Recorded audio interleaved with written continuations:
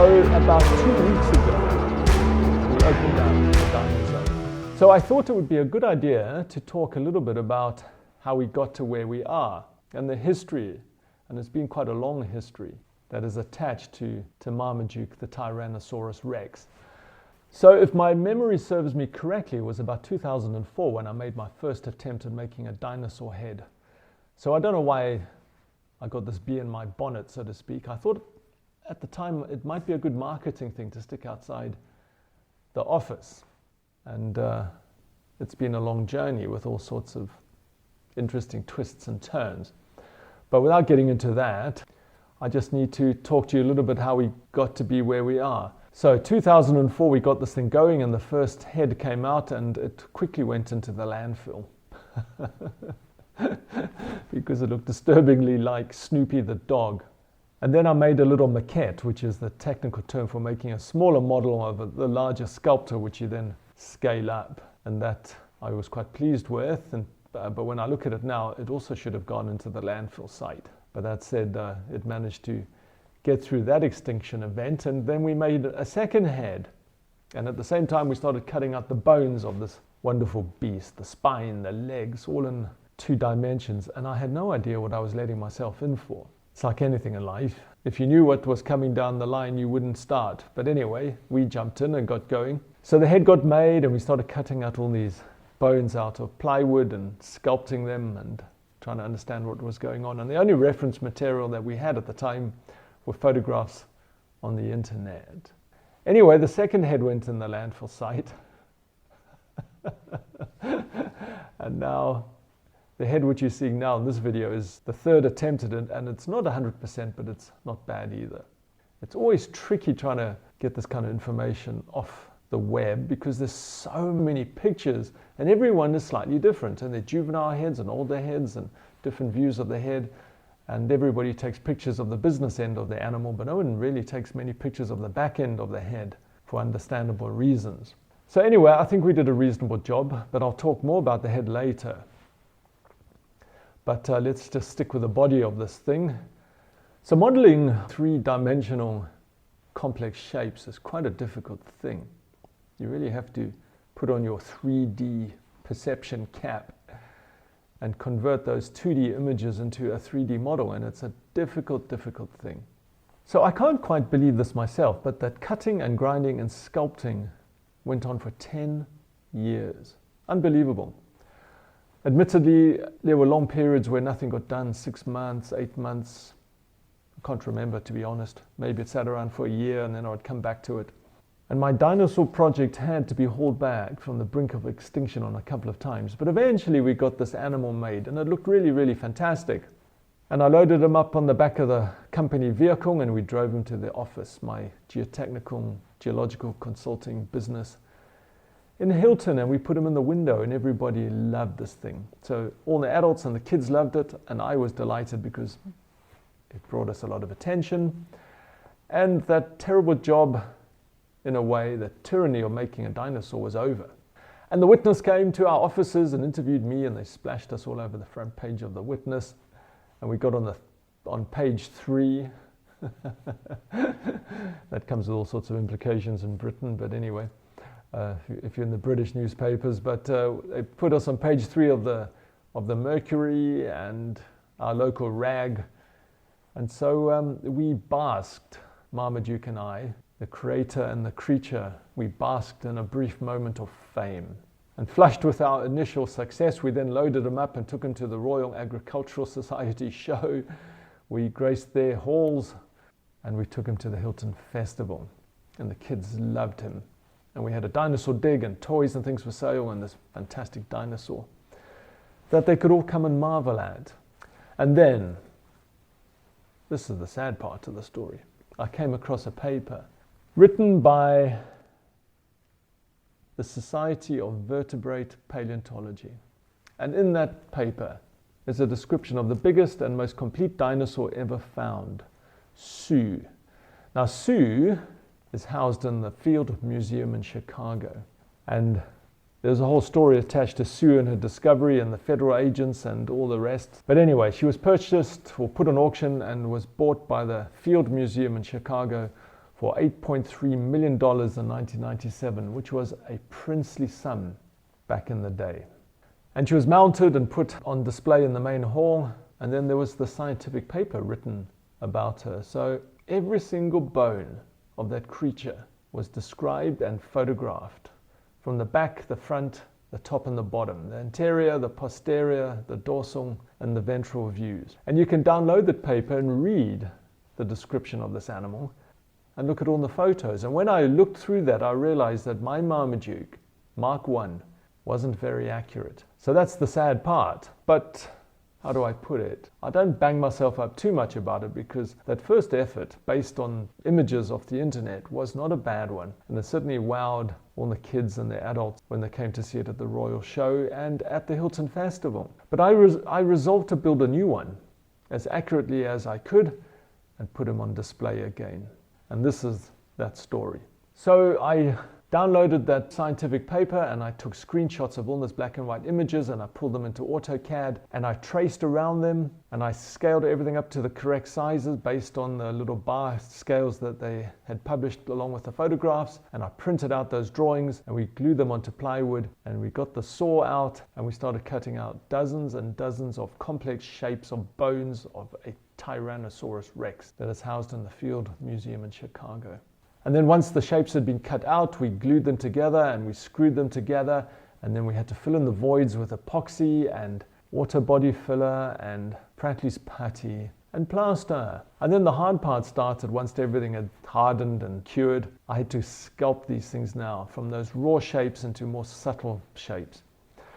And so I would spend my weekends with an angle grinder in my hand, grinding and grinding and grinding.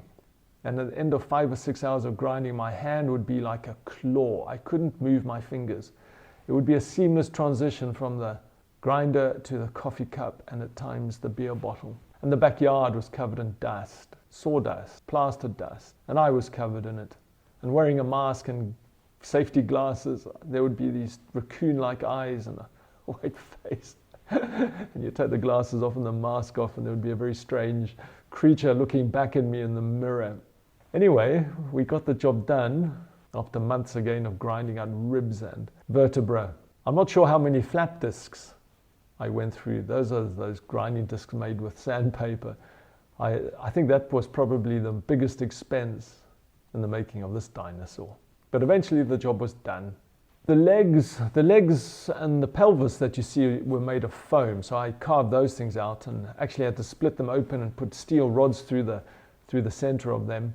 20mm steel rods bent to the right shape so they exit to the right place so that you could align the next bone. So that was a really difficult thing to line up. So there were lots of iterations of that, pulling the thing apart, grinding and cutting and welding and then putting it back together again to see how that worked.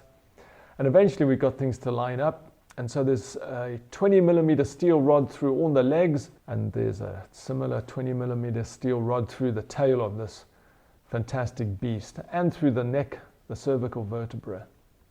But bending 20mm steel rods is not an easy thing either. That thing's got a mind of its own, particularly if it's a shorter piece. So thank goodness for the jacking points on the Land Rover, because you could put the rod in there and really give it some leverage, pull it up or pull it down depending what you're trying to do.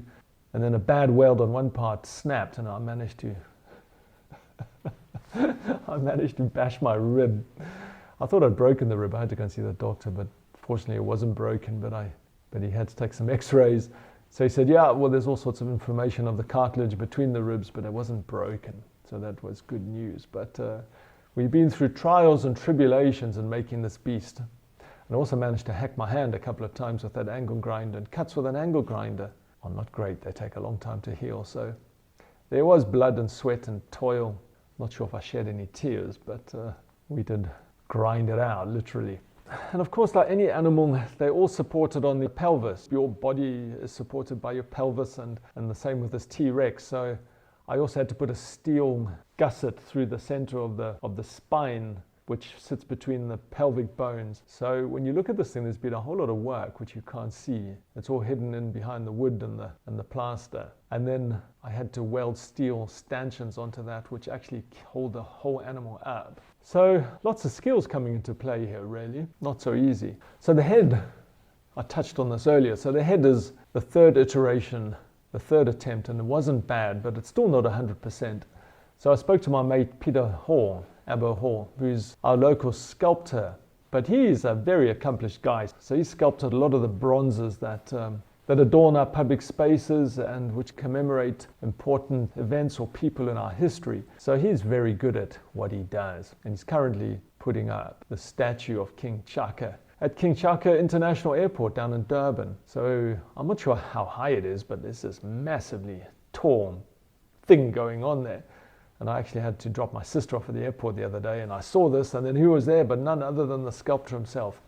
Anyway, the point is I'm immensely privileged to have Peter Hall making Marmaduke's new head. So we're looking forward to having that arrive and installing that, and we probably will make another little video of that when the time comes. So here you find us with Marmaduke the Tyrannosaurus Rex, a fabulous beast, based on Sue, the most complete and largest T-Rex ever found.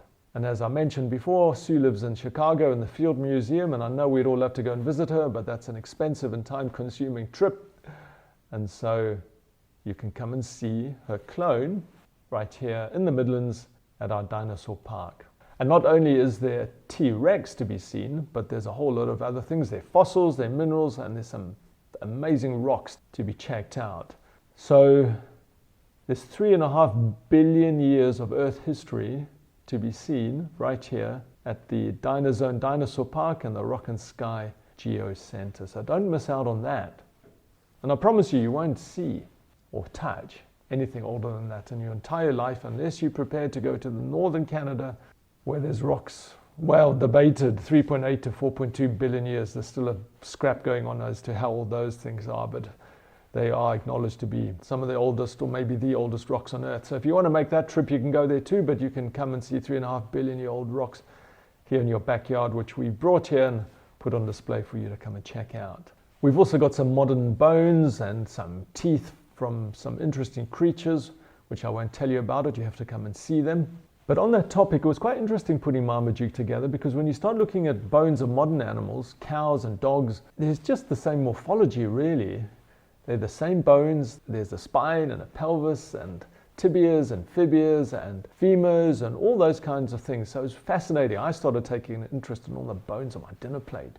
When you start eating that chicken, there's a great similarity between the chicken bones and a dinosaur bone, or dinosaur bones. So fascinating, really. So I've got a scale model of a T-Rex skull in the display cabinet, and sitting next to it is a dog skull, and you can see the similarities between these two creatures, in spite of there being 65 million years between when they walked the earth. But you are going to have to come along and check it out yourself rather than take my word for it. And then we've got all sorts of toys for sale and laser cut dinosaurs and some rocks, minerals for sale. You can even carry home a 1.1 billion year old rock from our local tectonic collision zone, or you can carry home a chunk of glacial deposit from when we were at the South Pole, 290 million year old tillite. So come and check it out. We've got a whole load of stuff waiting for you to take home and put in your very own personal dinosaur park. And when you're done with dinosaurs and rocks and minerals and fossils and the Mesozoic world, you can go time traveling back to the present and enjoy the pleasures of Piggly Wiggly, where we are based. There's some great food, there's coffee roasters, there's chocolate makers, there's pizza and a whole lot of handcrafted stuff. And you can also ride the model railway train to destinations unknown. So we can't wait. We can't wait to welcome you to the DinoZone Dinosaur Park, to come and check out Marmaduke the T-Rex, to come and check out the rocks and the minerals and the fossils and all the bones. And once you're done there, you can go exploring the rest of Piggly Wiggly. Check us out on Instagram at All Things Dinosaur, on Facebook at The DinoZone, or our website www.thedinozone.com. We've got links in the descriptions below, so click on those and you'll get taken to the places you really need to go. So we'll leave it there, and please click on the link, please give us a like, please subscribe, please share, and hit that like button. See you on the next one.